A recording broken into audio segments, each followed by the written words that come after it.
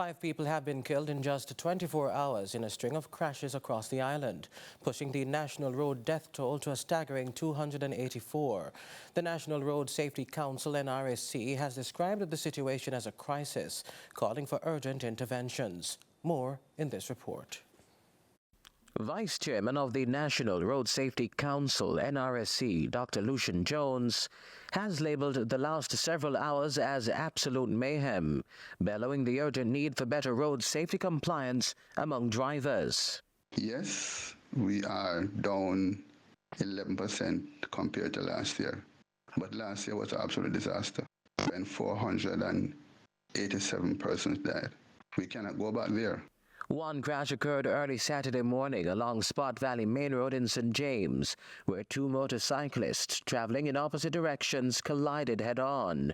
Both men suffered severe injuries and were pronounced dead at the scene. In a similar tragedy in St. Anne on Friday morning, a motorcyclist lost control of his bike and crashed into a truck while attempting to overtake a line of traffic on the Valley Main Road. The 20-year-old male victim died on the spot. Hours later in Manchester, 26-year-old Jerome Cassie from Hanbury was killed when his motorcycle collided with a Suzuki Jimny along the Mount Olivet Main Road. And out in Westmoreland, the carnage continued, where a passenger in a Freightliner truck died after another truck's door swung open and struck the vehicle he was in.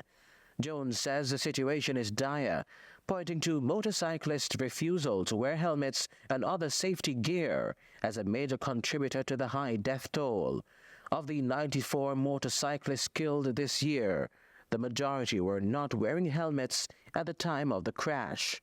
This is a national emergency, and it's happening far too often, where we have this surge in the number of people who die. And if we are not careful, we can head right back to what happened last year. The NRSC is calling for an immediate review of road safety policies and increased resources for law enforcement agencies to stem the bloodletting. Those who are being distracted by the use of cell phone, those who are driving and not wearing helmets.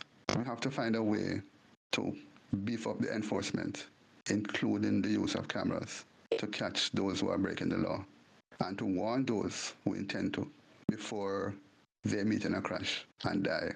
Ramon Gordon for CVM News.